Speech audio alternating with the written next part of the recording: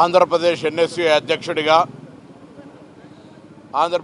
ప్రదేశ్ కాంగ్రెస్ అధ్యక్షుడిగా, 2 సార్లు కాంగ్రెస్ అధికారంలోకి వచ్చేప్పుడు అధ్యక్షుడిగా, రాష్ట్ర మంత్రిగా అనేకమైనటువంటి బలహీన వర్గాల ఉద్యమాల్లో, తెలంగాణ ఉద్యమాల్లో పాల్గొన్నటువంటి పెద్దలు డి శ్రీనివాస్ గారి మృతి పట్ల ప్రగాఢ సంతాపాన్ని, వారి కుటుంబ సభ్యులకు సానుభూతిని వ్యక్తం చేస్తూ ఉన్నాం.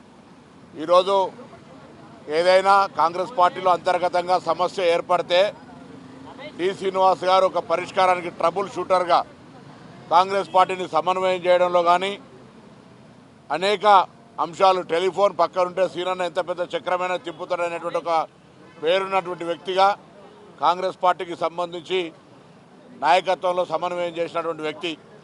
అదేవిధంగా తెలంగాణ ఉద్యమంలో మేము పార్లమెంట్ సభ్యులుగా ఉన్నప్పుడు కావచ్చు, దానికంటే ముందు కూడా ప్రణబ్ ముఖర్జీ గారికి తెలంగాణ కాంగ్రెస్ పక్షాన కలిసి తెలంగాణ ఏర్పాటు పట్ల వివరించినటువంటి వ్యక్తి. బలహీన వర్గాల ఉద్యమంలో కూడా అనేకంగా బలహీన వర్గాల రాజకీయాలకు సంబంధించినటువంటి నాయకత్వానికి సహకారం అందించాడు. ఈ విధంగా డి శ్రీనివాస్ గారి మృతి తప్పకుండా కాంగ్రెస్ పార్టీకి సంబంధించి, మరి గతంలో గాంధీ భవన్కి వచ్చినాడు, ఆ రోజు కలవడం జరిగింది. చివరిగా దాని తర్వాత కలవలేకపోయినాం. వారి సహవాసం, వారి యొక్క ఆలోచన, వారికి ఉండబడేటువంటి క్రైసిస్ మేనేజ్మెంట్ స్కిల్స్లా వారిని మించి ఎవరు లేరు.